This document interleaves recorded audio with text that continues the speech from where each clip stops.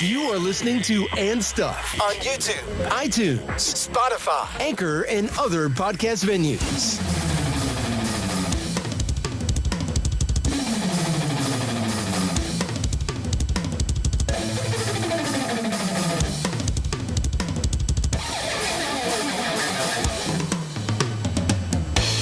Hey everybody, how's it going? Don here. Haven't been around in a while, but now I am back. Just like The Rock. The Rock says, finally I am back. But with me today is Roger. You guys remember Roger? How you doing, Raj? Pretty good. Thanks for having me. Oh, my Appreciate pleasure. it. Thank you for coming up. He drove 19 hours. No. He drove up from the LA area up to this godforsaken, dry, high desert area. It's a good drive. Yeah, it's a good drive. You get to see a bunch of stuff. Yeah. So we're a week away from Santa Claus coming. And, bah humbug. No. We are a week away from Christmas. Excuse me. And we're going to talk a little bit about when we were kids. Not that maybe it'll spark some of your memories. But first, I want to say hello to a couple of people out there. Aria Physical Therapy. See, I'm using your mug that you gave me. Thank you so much. These people are the best. I have been to a few physical therapy places, centers before in my life, and by far, you guys are the best. They care about you, and they take time. They explain the thing that they want you to do and all that stuff. And if you don't get it, well, they laugh at you. No. They don't laugh at you. They explain it again, and just top-notch people. All of you. Love you. So, now that we got that out of the way, Roger, so Yes. as you grew up in the Philippines, Yes. so tell me a little bit about, tell me one of your for instances about Christmas as a kid in the Philippines. Oh my God. There's lots of memories of the Christmas season in the Philippines. Starts, I would say, around September, October. Oh, okay. So it's a big, really big thing. You know, Oh, wait, Maligayang Pasko. Maligayang Pasko. Yeah. Okay, I didn't say it Yeah. perfectly, but that was Merry Manigong Christmas. Bagong Taon, which is Happy New Year. Oh, okay. So that Christmas season starts really early. And back then, you hear it on the radio, Christmas songs by September, October, Oh, wow. if I could remember correctly. Yeah, so everything is hyped up.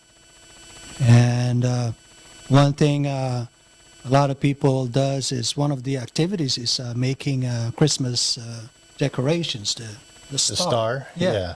The star, and they make lights underneath that star, and yeah, it's part of the Christmas season. That's cool. They put it, hang it up there in front of their house. Yeah, those are beautiful too. We've had one a couple years back. Mm-hmm. It got broken by one of the dogs or something, but yeah, they're beautiful. I like it. They're very sensitive because a lot of them are made of thin type of paper. I forget what the name is. And then we also use seashells, Oh, like white seashells. We call it capis. And those are really fragile ones also. But you can get shipped here in the U.S. and, it's an eye catcher. yeah. So, And in Italian, they say capiche. Capiche. Yeah, it's a lot of activities during Christmas season, and then Is it as commercialized there as it is here in America? yes. But when I was a kid, it wasn't that commercialized yet.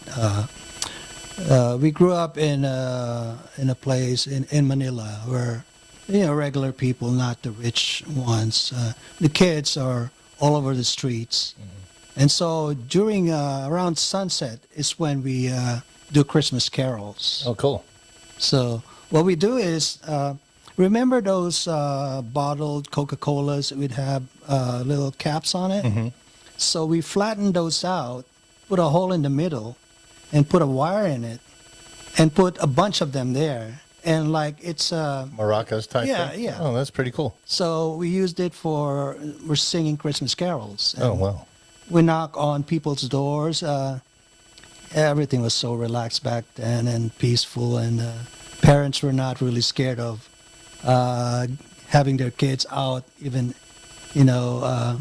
when it's dark at night. So Yeah. Different time. it was a different time. Wow, different time. Even in America, we used to be out there. When the street lights came on, we had to be home. So, Yeah. we, especially in the summertime, we would go out, and I know I'm getting off a little bit on the track of thing, but in summertime we would go out after school if school was still in session, or we would be out all day, come home for lunch, go back out, come home for dinner, go back out till the street lights come on, and then we're back home, and that's the end of it. Right. But so the Philippines at Christmas time, very religious place. It's Christmas is has a very deep religious meaning to it. Very holy. Yeah, it's not like, oh, let's just have fun. There's it's Christ was born, so that's instilled. Most of the Filipinos, at least during that time, I think about 80% are Christians. So you talk about the birth of Christ and all that. And then I think 2 or 3 weeks before Christmas Day, we have this Simbang Gabi, which means going to church at night. And that, I think, if I could remember right, was the Mass starts like 3 or 4 o'clock in the morning. So everybody had to wake up, get Wow. up, and go to Mass at that time. And then after you go to Mass, of course, outside the church will be like little snacks and little rice cakes around the area. And, you just enjoy the kind of like a breakfast-like thing. Is that put on by the church, or was that like a vendor, No, there's or- vendors all over Okay. the place. But that's a tradition. It's a very memorable tradition. Yeah. We had our traditions,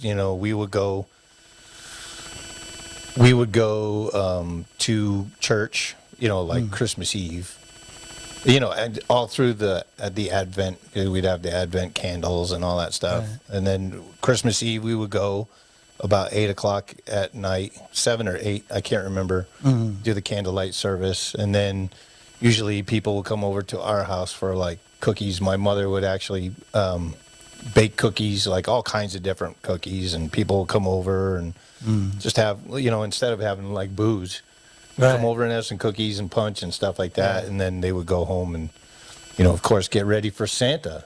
Yeah, definitely. But it amazes me as we get older how people's lives change so drastically. Definitely. The lifestyle, the culture. Yep. Even the people around you, some of them are here, some of them aren't here anymore. I get sad around Christmas time because of, my dad's not here, my grandparents. But then I snap out of it because I look around and see what I do have. Definitely. Yeah. So, We were, when I was growing up, my mom would always tell me, "You are so lucky." Didn't really quite understand what it meant. It didn't feel like I was lucky, But then as I grow older, I go, "Man, my mom was right." Those things when you get older, you appreciate more things. yep. And then you don't know what you got until it's gone, like your youth. Yeah, exactly. That's the Exactly. biggest thing, What do they say? The biggest problem with kids today is they're too young. And or what's the other one that they say? They wasted youth on the young. I think that was another one Right. that they say, because they don't. And you and me, I'm sure you're from a different country. I'm from a different country. But the problem is we didn't understand what we had, and as we grow up, we took things for granted, and shame on us. I think we're all guilty of that. Yep. You know? Yep. Yeah. So it's a good thing that we're talking about this, so a lot of young people, the young generation, can learn from it. Yes, I hope so. Yeah, let's hope that's the case. Yeah. But tell me some more stuff about Christmas. Yeah, a lot of family gatherings. It's the closer you get to that Christmas Day, the more excited you are or you were, and the kids, we are expecting not overwhelming gifts, but back then you get money from your uncles and aunts, and it's not like a large amount of money. It's like maybe 5 pesos goes a long way at that time. So those meant a lot for us kids. Oh, cool. Just to get a handout. It was like, oh my God, I'm gonna buy some candy or whatever. Uh-huh. Yeah. So those little things, it's just the feeling of it. Yeah. And then the presence of family. Filipinos are very big on family, and it's like everybody's a relative. Yeah. So my mom grew up in the provinces, which is Pililla, Rizal, and it's in between the valleys. It's a valley in middle of the mountains, and then across the valley is the Laguna de Bay. So it's the sea. So it's a beautiful place, but very little town. And it seems the population back then was so small that, you feel like, I was growing up as a teenager. I would see young girls, and I would say, oh, that's a pretty one. But I go, is she my relative? Oops. So I got to check that out first. Yeah. Excuse me, are you in relation to me? Yeah. And the thing is, you can tell by, if you ask their last names, they're kind of like your last name too. Yep. Oops. So, oops. Yep. So, and that's how small it was. Yeah. Well, I come from the smallest town in Connecticut, Derby. And so everybody kind of knew each other, Right, because it's right. such a small community. But or if we didn't know you, we knew of you or about you or something. But it was, as a kid, everybody, all the kids wanted to get a gift. Oh yeah, I want this.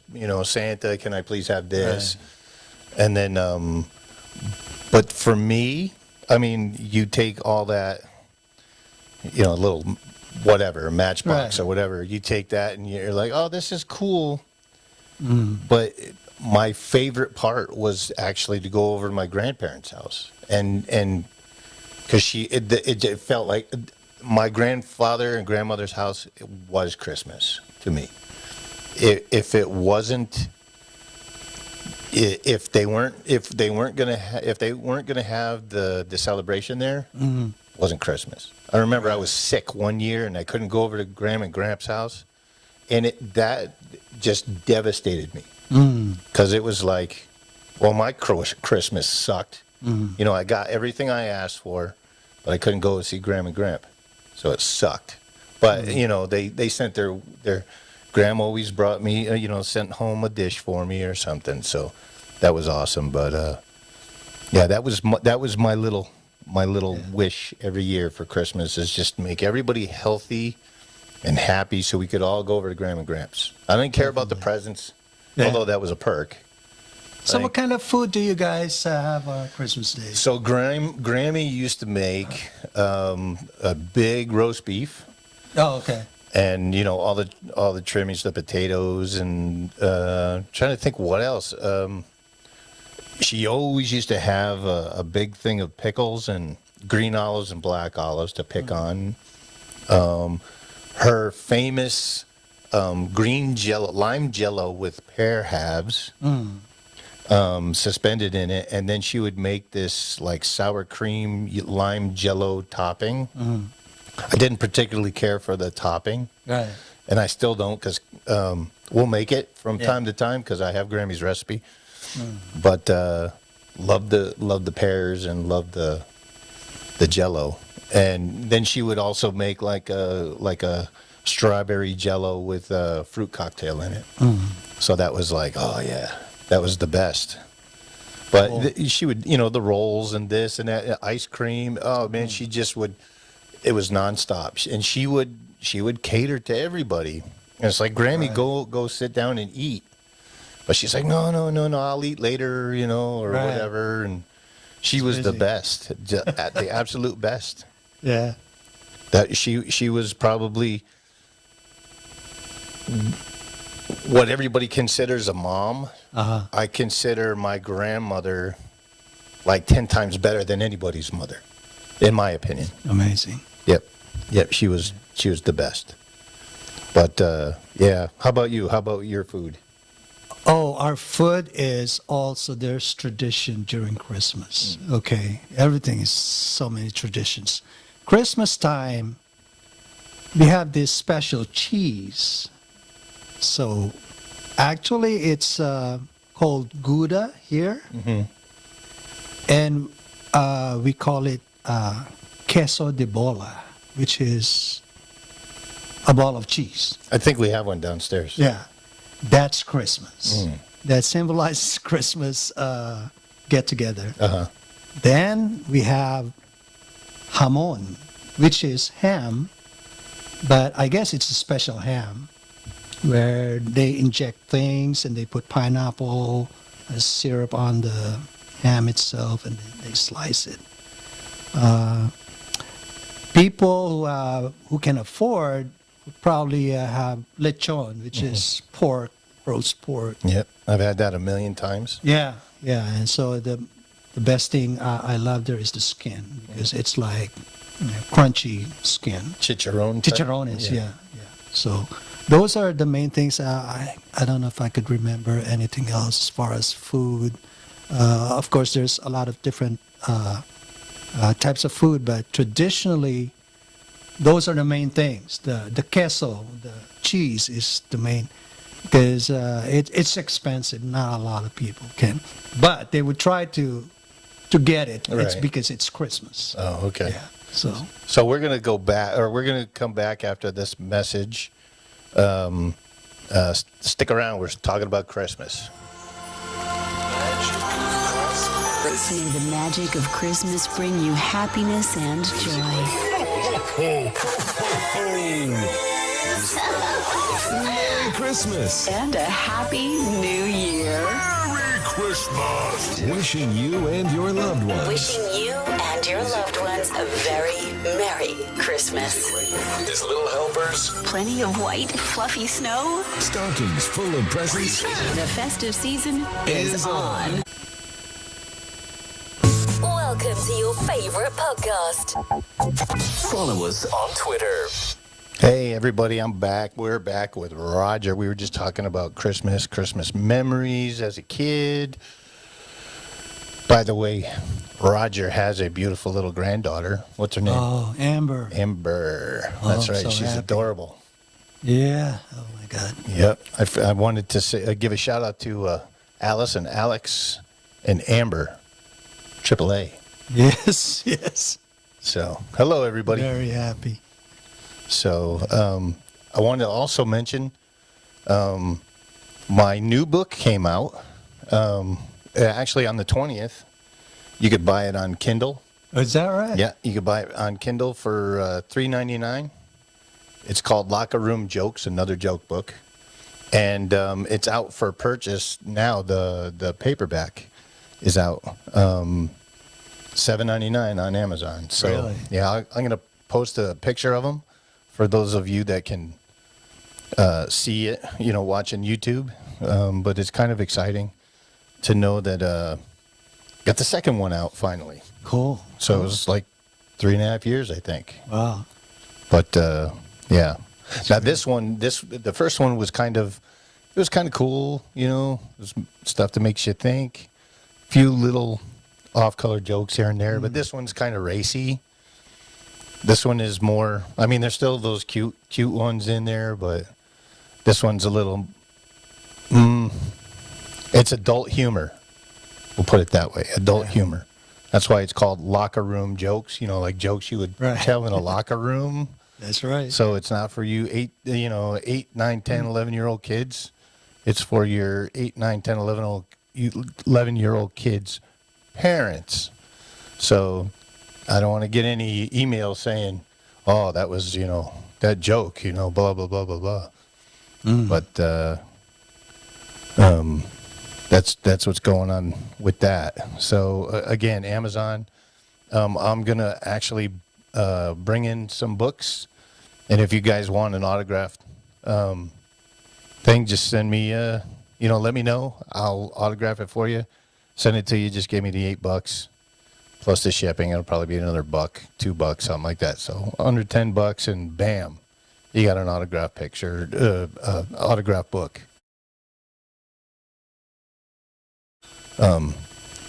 So we're done with talking about Christmas. So let's talk about the New Year, because I know in the Philippines, the New Year is kind of like a big thing. Big celebration. So man. we're all ears. Tell us about it. Okay, when I was a kid, in fact, my father died when I was 9 years old. But my father was pretty big on New Year's, man. Back then, there were no rules about firecrackers. So it would feel like there's a bombing going on. And what he did was, a lot of fathers would do, is get like a long bamboo stick, and he would tie like a candle. So there's a light there, he would light it up. And on the electrical post, he would tie the firecracker. It's not, we call it bawang, which means garlic, because it has a white wrapping, but it's a firecracker, it will blow up like crazy. Oh, wow. So he would get that long stick, it's light it up on the electrical pole, and it will create this loud bang. Oh, wow. Can you imagine all the fathers doing that on New Year's Eve? It was chaotic. It was crazy. So I remember Catherine brought the kids to the Philippines one year for Christmas and New Year's, and they brought home all kinds of pictures of the celebration with the fireworks and all that stuff. right, So that was cool. yeah. Lately, it's gotten worse because I mean, it's gotten even louder because of technology and what they can do with firecrackers. Right. So I was there, 5 years ago, on New Year's Eve. And on the streets, man, they have like a snake-shaped concoction. Those were lined up with like little bombs or whatever wow. they call it. So it will blow up like, in succession. And you can see the smoke coming out. Oh, wow. And we were on the porch. We were just watching it. I'm like, oh my God, this is ridiculous. So they have all kinds of imaginative things to do. I don't know if they banned it now, or I don't know what to deal with the new administration. But back then, it was crazy. Yeah.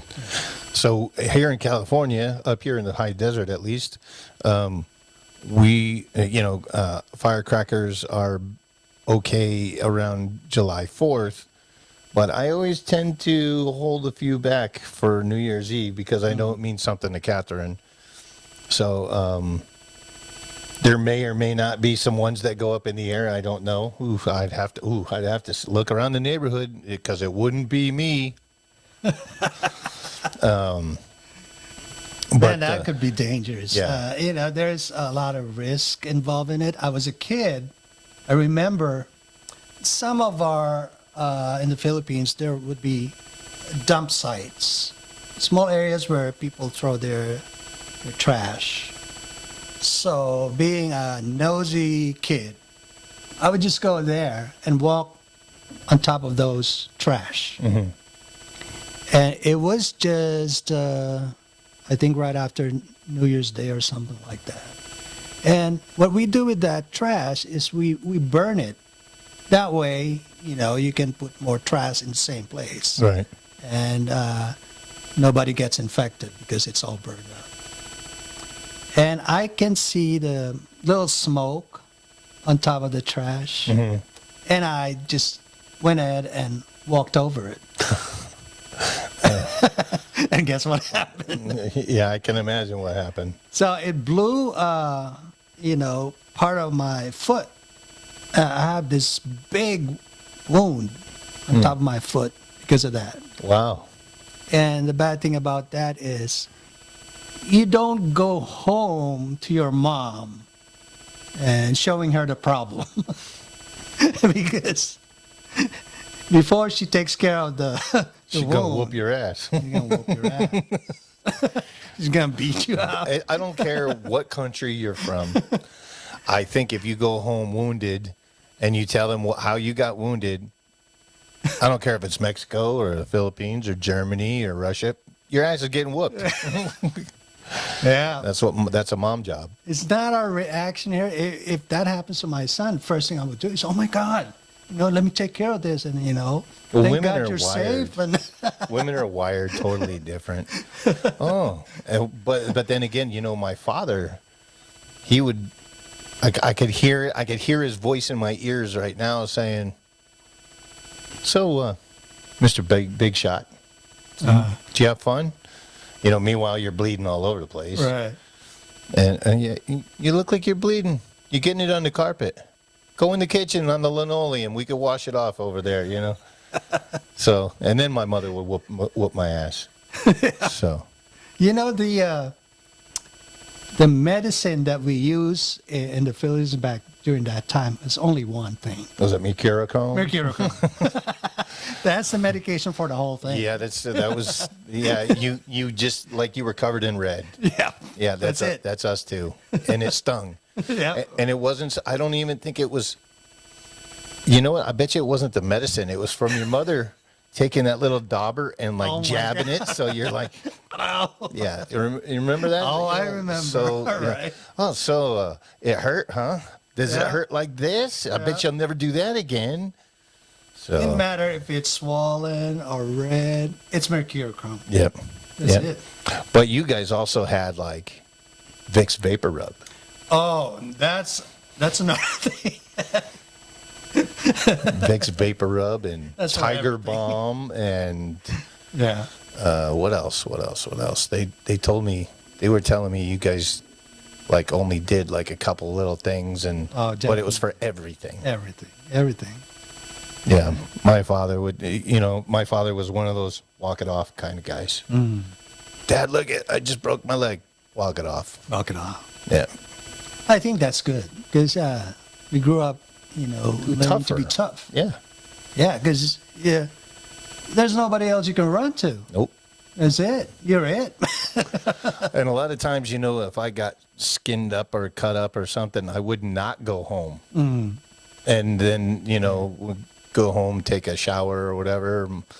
You come out and you're getting your pajamas on. And your mother would say, "What happened to your leg?" I slipped.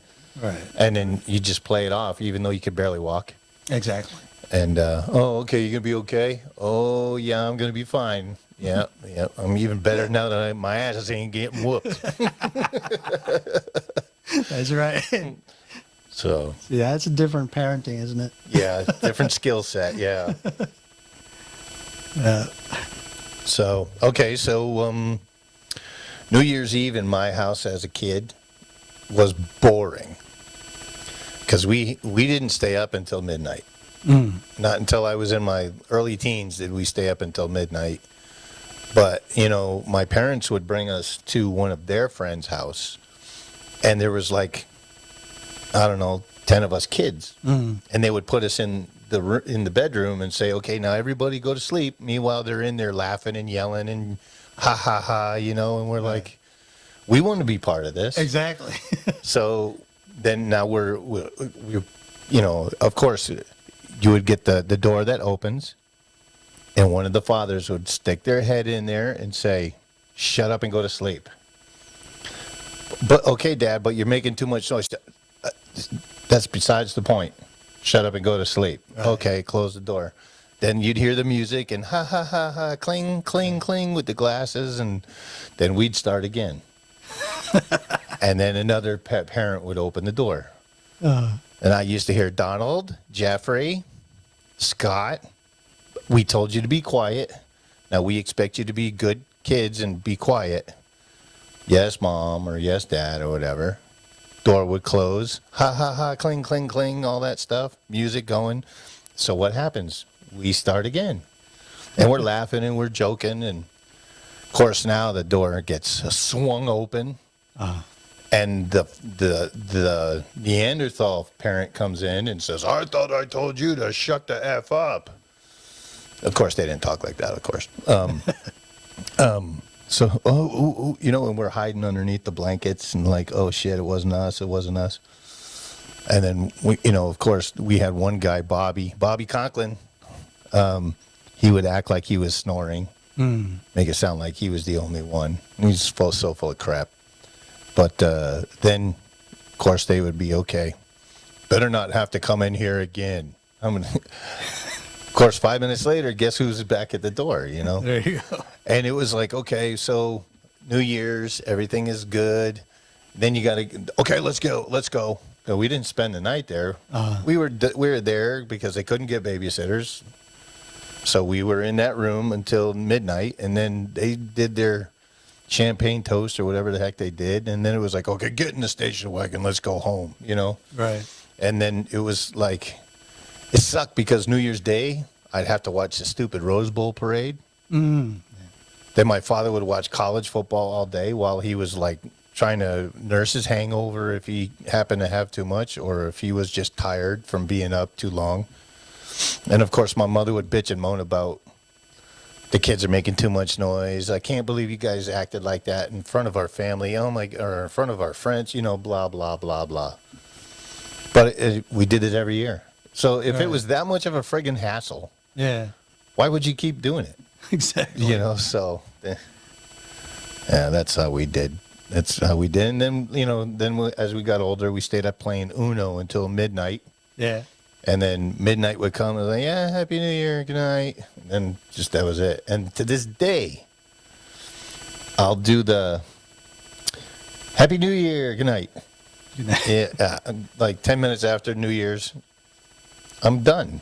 Right. I usually go to bed, you know, I'm an old man now, I guess. I go to bed at friggin', you know, 4:35 when I get home from work, and no.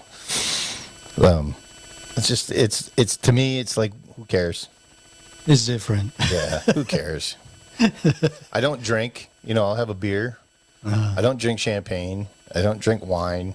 I'll have a beer, but I won't have it on New Year's because I'm afraid something may happen. Somebody shoot a firework off. It's going to burn my house. Right. I got to make sure everything's okay and all the dogs are in the house. Kids are home safe. Definitely. So, well, that's New Year. Yeah. And that's in 2 weeks. 2 weeks from today. Yeah. So, what are you going to do for New Year's? New Year's, I'm not sure. I'll probably just stay home and have my, take a shot of whiskey or something like that. There you go. So, this is California, and people have the knack here, and Roger can attest to the fact that people like to shoot guns into the air on New Year's Eve. And when it strikes midnight, they like to shoot in the air. The old adage that whatever goes up must come down, you know, it's the thing they call, gravity. That's it.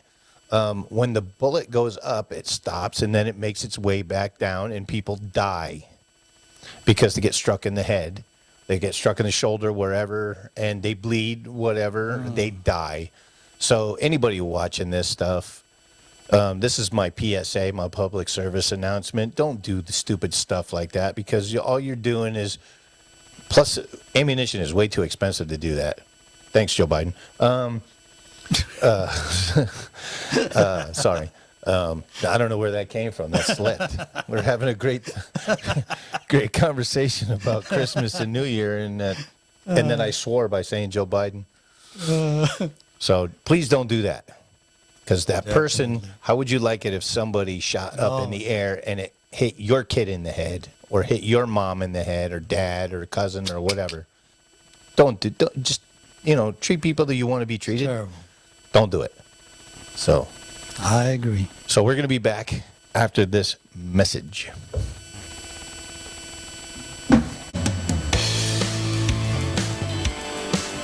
And we're back. How's it going, Raj? Pretty good. You having Pretty good. fun? Yes. Oh, you lying. I'm good. Yeah. So we were talking about Christmas. We talked about New Year's. We talked how people are not going to fire guns up in the air and have the bullets come down and kill somebody. Besides, how would you like to have to live with that? No, man. So most people, they don't want to live with that. So then if they do something like that, then they'll be in denial. It wasn't me. It could have been anybody. Even though you were the only one with a gun in your hand. But during the break, Roger and I were talking about how lucky we are to have modern technology the way it is. And Roger, what were you saying about social media? I think there's good points and bad points in it. I think that for the most part, social media, the advantage for me is to be able to get in touch with people that I wouldn't even dream of meeting again. Mm-hmm. As far as my high school friends, before social media, I thought those guys that I used to hang out with, they're just in my head now. They're just memories. Yeah. Then when social media popped out, I found myself going into reunions with the guys that I haven't met for some 20, 25 years. Isn't it amazing? It was unbelievable. And the life stories when we got connected, what happened to them. It wasn't about what kind of car you drive. Who gives a crap about that? Yeah. But what happened to their lives, it got more personal. Mm. So that was great for me. And that's because of Facebook and Messenger and all these things. Right. Yeah, that's cool.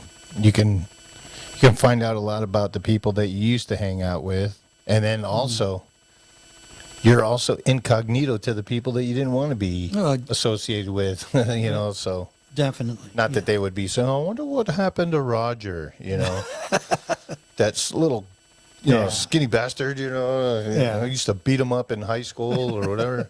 Wonder what happened to him. Actually, let's hope that those people, because it was like, man, I really need to talk to Roger, because I used to beat him up in high school, and I need to apologize, because we're all not getting any younger. Exactly. That was a fun thing to do, because we were, as high school, nobody can control us. Right. It was brutal. Now that I'm older, I want to talk to my principal and apologize. I want to talk to my Filipino teacher and apologize. For I don't know if I can handle myself, at that point in my life. It's just, I don't know how they did it. And I do appreciate I don't what they know did. I don't know how my father, I was a good kid. I really was. But I think maybe a touch of OCD / ADHD / didn't want to be there / just hated life. The parents were getting divorced, so it was like everything at once. So I totally agree and understand what you mean when you say that you want to apologize to these people, because I swear to God, I bet you none of them are still alive where I went to high school. I went to a state technical school. And we used to do some horrible things to the teachers. We were jerks. There's one lady in particular, her name was Shirley Sabo. And it wasn't until after, she was my English teacher, and she loved me. And I don't know why. I was good at that, good at writing, good at all that stuff. And she was such a sweet, sweet lady. I look back on it, and I was a real jerk. Because, and years later, when I was trying to find her to apologize to her, I guess she had passed. And so I never got the chance to say I'm sorry. But she loved me. She used to have these plants, and I don't know what kind of plants they were, but they were in these pots, and it wasn't dirt. It was like little lava rocks. Oh, okay. And we used to take the lava rocks and throw, as she was writing on the board, we would throw them at the board, not at her. We would never do that because we didn't believe in that. We were just being little punks. And we were throwing it, binging them off and they would bounce forever. And of course she would turn around and she would look at me and she would say, Don, please don't do that. It wasn't me. Right. Who was it? I don't know. Didn't see a thing. Somebody. Yes, somebody else. But I wasn't the only one. Right. But then what made me stop doing that is she told me to stay after school and after class, and she wanted to talk to me, and she said to me, why are you doing this? You're so talented. You're gifted. And I was like, do what? I was in denial, denying everything. And she goes, I want to give you a scholarship so you can go to college and write. And I told her, don't want it. I hate school. I don't want it. Right. And she goes, if I gave you a full ride scholarship to Southern Connecticut State University, would you go? And I'm like, nope. And she goes, I have the power. I can do that. Don't waste your friggin' time. And to this day, I kick myself in the ass for that. Because I could have been, okay, so I wrote a couple books. They're joke books. I do have a horror book in the works that I am writing, and it's a slow process, but I'm sure it would have been easier. My life would have been so much different, changed, had I continued with that. But right. She just looked at me and she's just, you don't understand what you're giving up. You don't understand you're giving your future away. And I'm like, I want to work. I don't want to go to school. I'm going to go into the Army. I'm going to do this. I'm going to do that. Blah, blah, blah, blah, blah. And she goes, but you're so gifted. And I was like, well, thanks, but I got to go now. And then, I was a jerk because, I did not take into consideration her generosity and the way she is. And she never gave up hope on me, because she would always, hey, can you help me after class? Sure, Mrs. Sabo. And then I would help her, and she would try to talk to me about, going to college. And she, what are you going to do with your life? I'm like, I don't know. I'm going to work like my dad. She goes, why would you do that? My dad busted his ass, 5 kids, car payment, house payment, all that stuff. And I wanted to be like my dad. But I should have been what I tell my kids, be better than my father. I should have. I tell my kids all the time, don't be like me. Don't. Be 10 times the person I am. Be 10 times the brain I am. Be 10 times the citizen as I am. Just grab the world and go and get everything you can, because you know what? It's too late for me. But I want you to have 10 times more than I did, 100 times more than I have. And so, and I have a nickel. You know, I have a nickel. That's about it. But I blew it.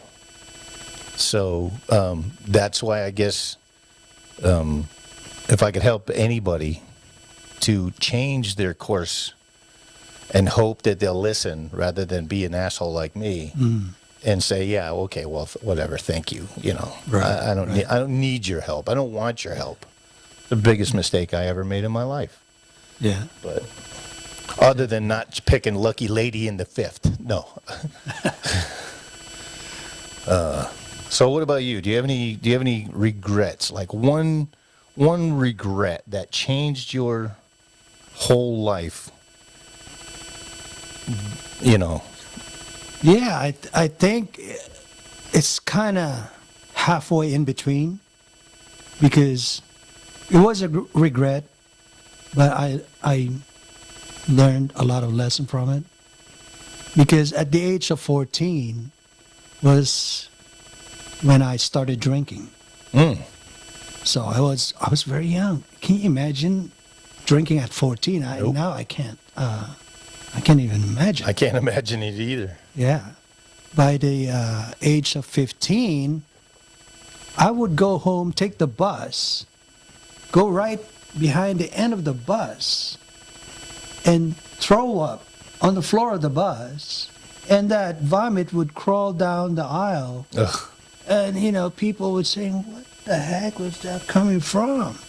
That's how bad I was when I was 15. Wow. By the time I was, I'd say 17, 18, I would throw up, putting my head down on a table and not even knowing that I was throwing up. Wow. So there's a big lesson from it. That, you know, thank God, I'm very thankful that I didn't bust my liver, and I'm still alive, and I didn't go to the hospital. So my body was, you know, resilient enough to absorb all this punishment.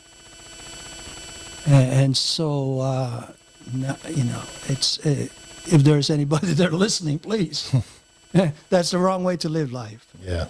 So that's part of my high school, and that's how. The thing is, my mom didn't know, my brothers didn't know. I was a lost kid. And thank God for my high school friends. Even though they're as drunk as I am. Yeah.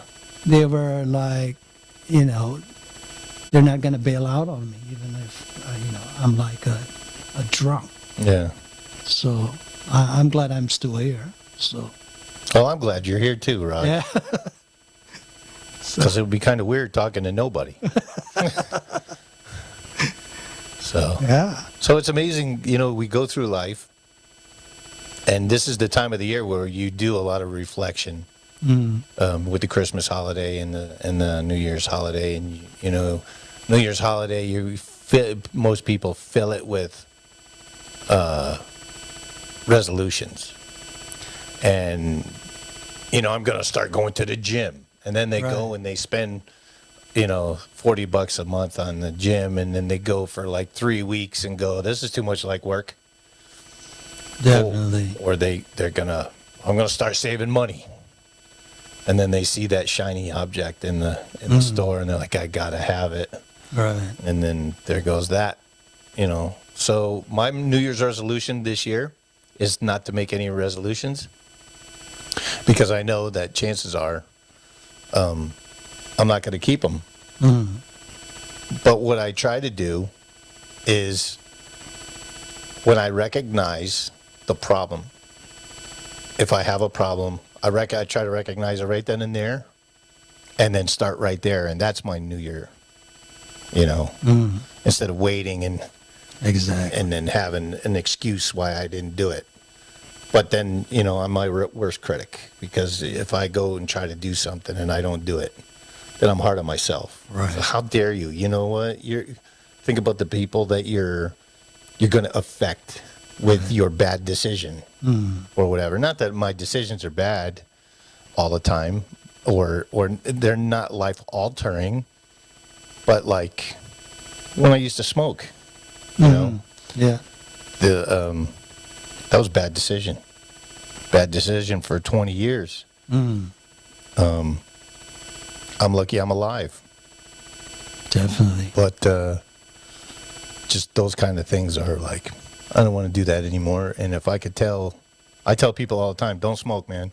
I see girls at work smoking. I'm like, what the hell are you doing? First of all, you can't smoke anywhere near the building, so put that out. Well, we'll just go over there. No, you've already done that, so now put it out. Of course, they're going to smoke anyways, Oh, but of I try to course. talk to them and say, look, you know what? I can show you a scar on my chest or on my side from my lung collapsing. And it wasn't directly because of smoking, but it was a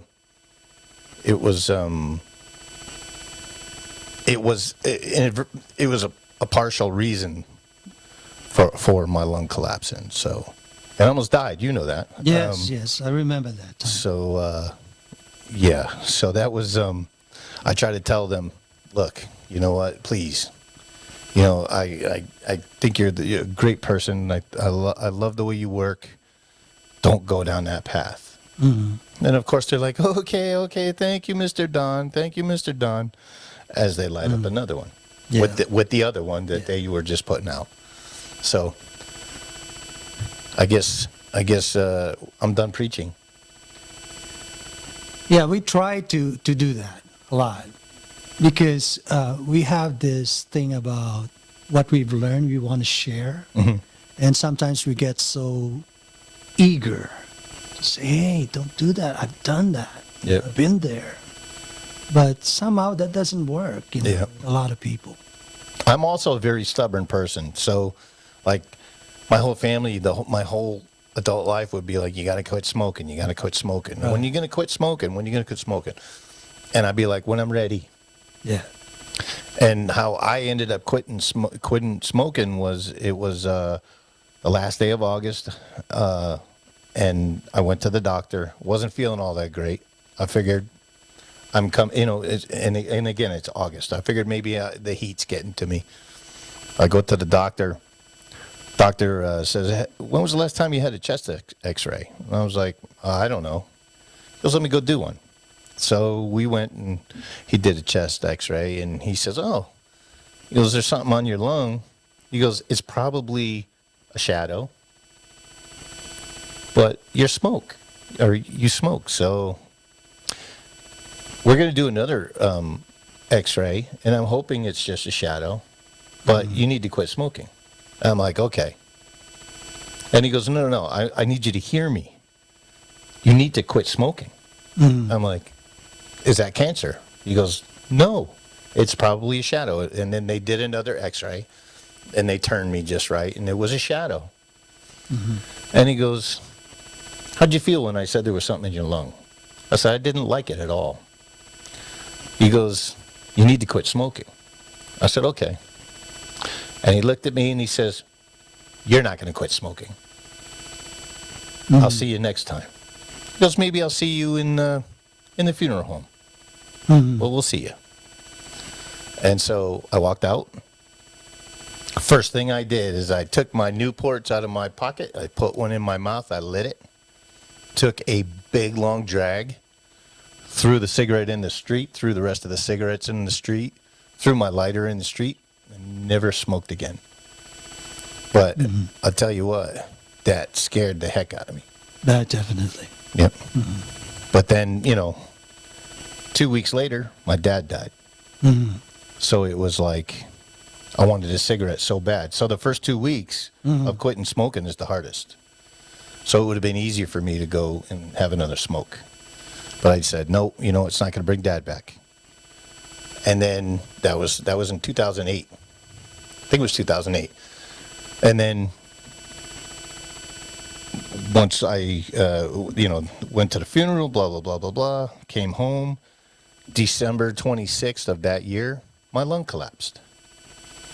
And it was just a horrible situation. I'm glad I don't have to worry about that again. Maybe I'll grow a third leg. I don't know. You were so young back then. How I old? was 2008, so I was 30. I was I was 40. I was 40. Yep. So, yep. So I'm glad that's over. I hate thinking about it. The family hates me even bringing it up. Exactly. But, yeah, decisions, bad decisions. Exactly. But anyways, we're going to end this with, when we come back, we're going to have some happy stuff. I don't know what it's Right. going to be. We're going to talk, I just put a damper on everybody's holiday, but we're going to be right back and we'll talk about something cool. Okay? If you're enjoying this podcast, please leave us a review. Hey, everybody. Thank you very much. Yeah, please leave us a review. Tell us how much you love us. Tell us how much we suck. Be honest. And I've heard Thanks. both. I've heard both. And you know what? The people that say we suck, that's because you're too jealous. You don't have the guts to do this. And it's okay. You can watch me instead. So anyways, we were just talking about some lighthearted stuff with Christmas and New Year, and then we got into, our regrets. So let's talk about some fun stuff. So you have a dog. Tell us about him. Yes, my dog is a Shih Tzu. His name is Toby, and he's about Wait, what's his full name? Toby. Yeah.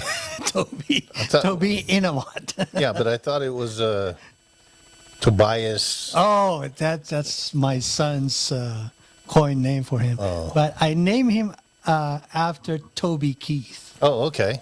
All I right. love Toby Keith. Okay. So, anyway, he's 7 years old now. When we got him, well, actually, you gave Yep, him we to found me him. We as found a him. gift. Yeah, we found him. and he for was you. about this size, Yep, he was tiny. palm size. Remember when I gave him, or when I got him, he stunk like cigarettes. Remember? Yes, he did. And Yeah. it was a lady from out here in the Antelope Valley. She had like a bunch of them, and when I walked in the house, it stunk like cigarettes.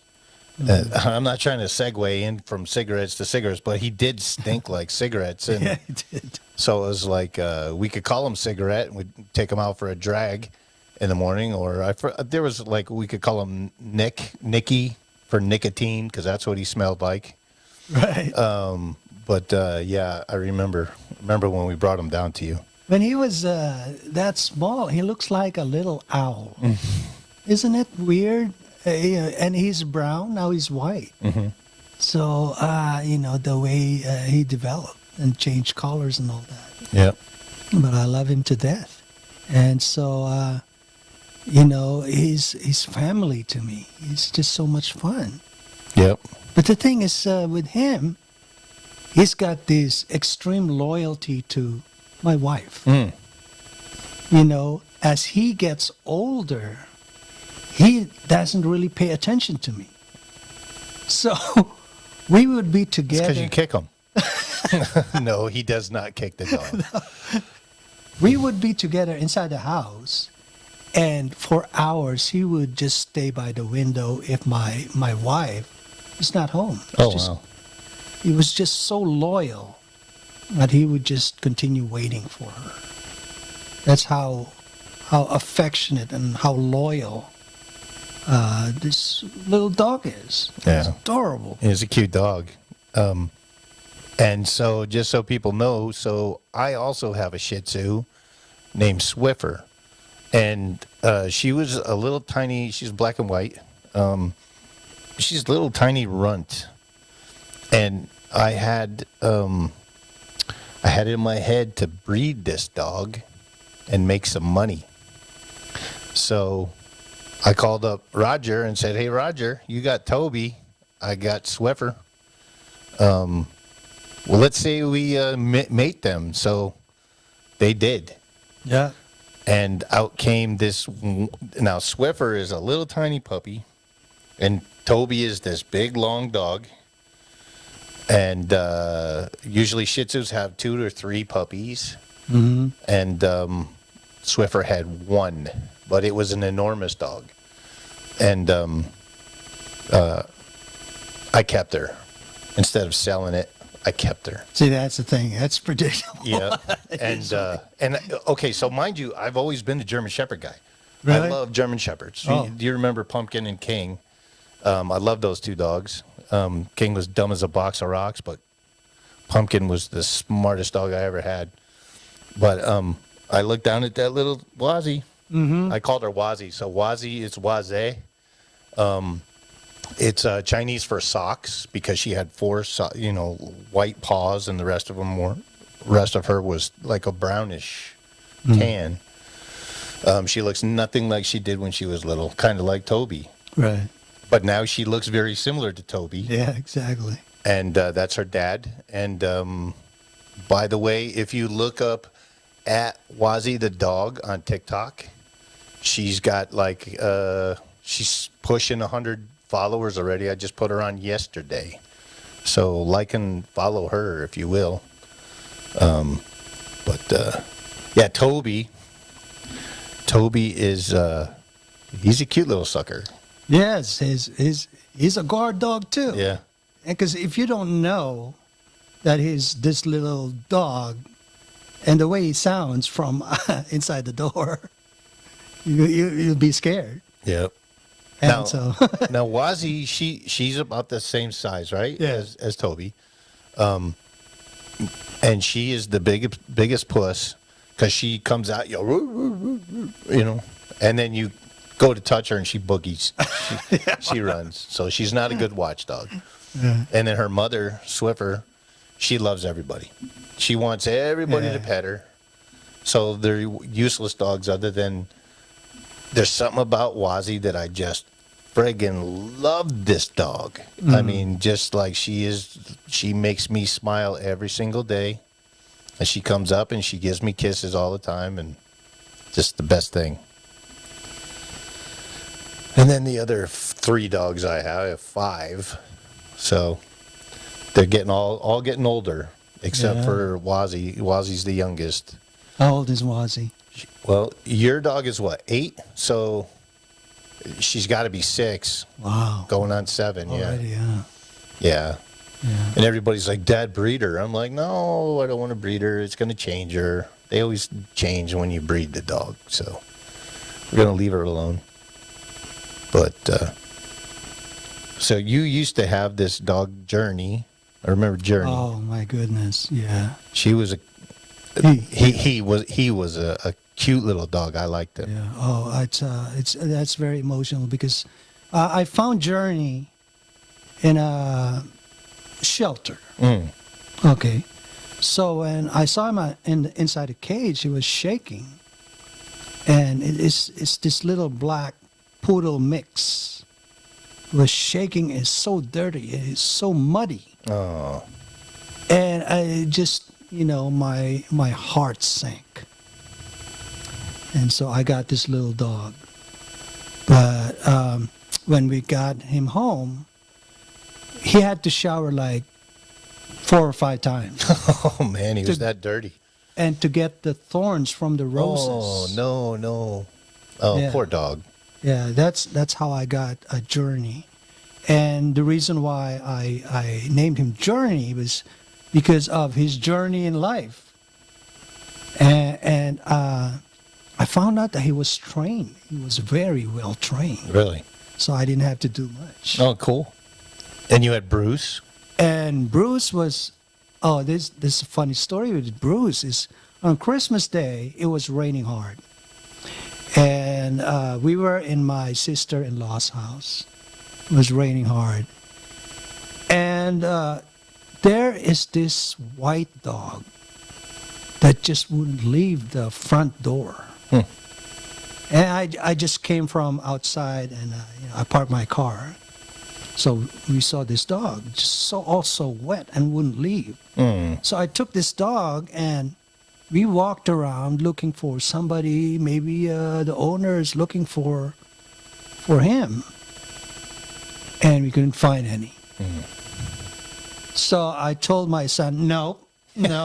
Dad, he followed me No, home. no, Can I no. keep him? No, I'm not picking up the poops, and I'm not doing this and not But doing that. Dad, I'll do it, Dad. Yeah. So who won? Him and his mom.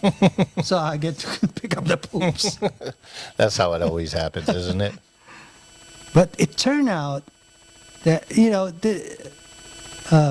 Bruce is a mix. What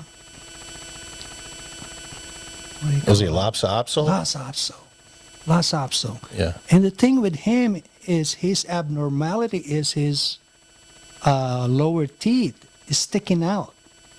Yeah, he had a very large underbite.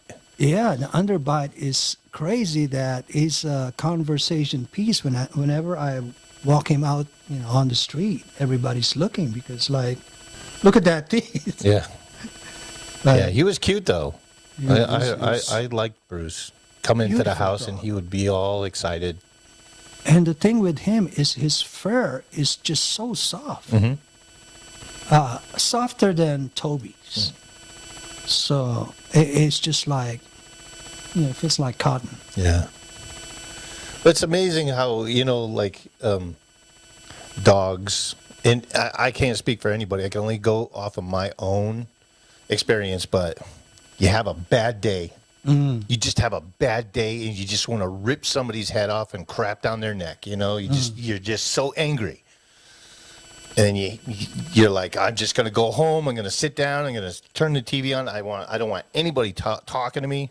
It doesn't happen very often, but when it does, so you open up the door and then there's nobody there anyways. So you're like, good. I just want to be by myself. Right. Close the door. You go in there. You put your keys down. Sit on the couch. You don't even take your jacket off or your hat. Sit down, turn the TV on, and somebody jumps up next to you. Exactly. And you're like, get away from me. And then the dog doesn't want to get away from you. I think they know that you had a bad day. Yeah. And then they start messing with you. Right.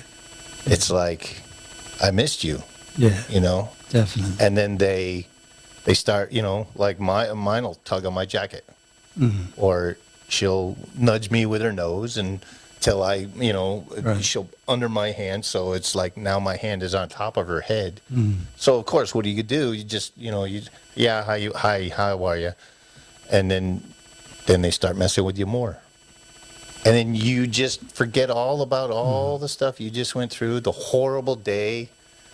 It was a massively horrible day, but you forget all about the bad day because that beautiful dog is now messing with you. And then, of course, with me, like I said, I have 5.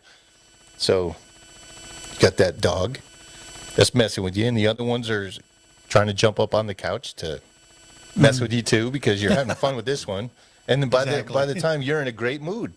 Exactly. I tell you what, God sure hooked us up when he gave us dogs because they are the best. Cats, you can have cats. You can have cats. Drop them off at the... No. I can't say that. It lowers your blood pressure. That's It the thing. does. It does. That's the reason why, people should have dogs, It just lowers your blood pressure. It makes you happy, relax. Yep. Except for the ones that, they got to buy all these big, pit bulls. Pit bulls have a bad rap because they're bred for, whatever. Because certain people like to have these dogs. Have They're fights. an extension of their, male part. But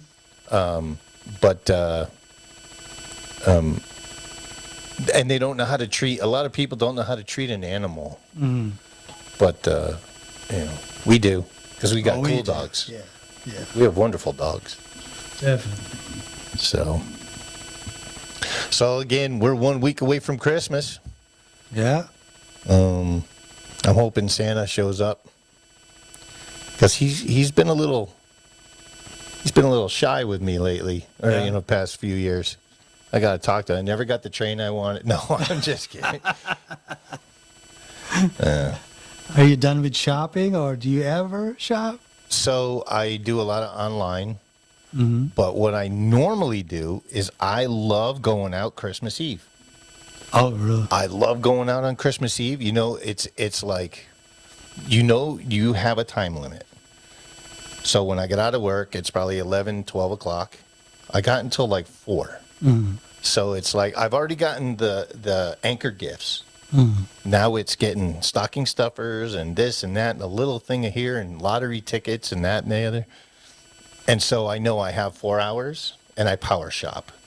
Seriously? I love it. And it makes me feel like the holiday. Right. You know, because, you know, when I was a kid, you know, growing up on the East Coast, you know, you used to see everybody at like Macy's in New York, and it was a hustle and bustle, and everybody was, you know, hurrying and trying to get home in time to go to church or whatever, or get guests. And so I do that to myself every year, so I have that little bit of hustle bustle, and makes me feel like I'm kind of, you know, young again and back home. So I do a lot of the little stuff at the end. Plus, if I have a little extra money, then you know what? I want to give it. I want to buy something to give to somebody. So, Right. What about you? You all done with your gift giving or gift buying? No, lately I haven't been buying anything, fortunately. Well, just your presence is your present. You know what? I think as I get older, what's more important to me is the people. And I've been telling them, my family, that you don't have to buy anything. Just be there. Yeah. Just be there. Well, we guys our age, we have everything. Yeah. And there's statistically, nothing men actually, when they want something, they just go and get it. Yeah, that's They what I just do. go and buy it. They're not like, geez, let's put that on the list for Santa or for wifey or for daughter or son. No, you just go get it. Yeah, and see, the thing is, I stopped buying Tina a gift. I stopped because I know she's not gonna use it. It's what I think she likes. Yeah. And then no, it doesn't work. So I go, well, you know, you have the credit card. Just go buy what you want. Yeah. Well, So- you know, that's funny. Like in this house, it's what do you want for Christmas? So this is going to open up a whole different thing. So I like it and I don't like it. I like it because there's no stress. You know, what do you want for Christmas? I want this widget. Okay. So I'll go and I'll buy that widget. But what color do you want? I want a blue one. Okay. There you go. Here's your blue widget. It's over. But I don't like when they say to me, Dad, what do you want? Part of the whole thing is the surprise. Wait, what do you want? Oh, I don't know. I have everything I need. Just get me something small. And then, you know, or not even so much that. It's like just use your imagination. Right. I mean, don't give me something dumb that I'm not going to ever use. You know what? You've lived with me for 20-something years. You know what I like. Yeah. So use some imagination. Don't ask for the easy way out by what do you want for Christmas? Because you know what I'm going to do? I'm going to make it so hard on you. I'm going to ask for specifics that you're not going to be able to do. I want a blue widget with orange stripes and pink polka dots. That's an extra large on the left, but not on the right. And I'm Right. yeah. So next time you're not going to ask me. You're just going to go out and find Just something. go. Yeah. So, but you have a granddaughter, Oh. so God. Santa's going to be coming and knocking Yeah. at your door, and Yeah. coming down the chimney, whatever he does. Yeah. Oh, did they have? Do you have Santa Claus in the Philippines? Oh yes, that's a big thing. Okay, Very I forgot to ask you before in the Yeah. first segment. That's kind of cool. Did you call him Santa Claus or? Santa Claus, and then we have the socks where the Yeah. parents put things. Yeah, we do that. Yeah. Yeah, the stockings. Yeah. My mom used to have the real sock, real white sock, not Yeah. the red sock. Yeah, we used to do that too when I was a kid. Now we have the one mom, dad, you know, this one, that one's name, that one's name. Yeah. We have one for my mother-in-law that's not with us anymore. We still have that as a ceremonial thing that we keep up there. And but yeah, it's beginning to look a lot like Christmas. Definitely. So, well, we're just about out of time. So, we're going to say goodbye. We're going to tell you Merry Christmas, Merry Christmas. Happy Hanukkah, which is today, I believe. Kwanzaa, and anything else that is out there that I don't know about. I don't want to be not inclusive with everyone. Oh, So, definitely. happy holidays. Happy holidays. But it feels good to be able to say Merry Christmas again, because instead of all this happy holidays stuff, it's stuffy. But anyways, thank you very much. Hope to you. see you again. Roger, thank you very much. Thank you for Malagayang having me. Pasko. It was fun. Yep, we'll do it again. All right. And see ya.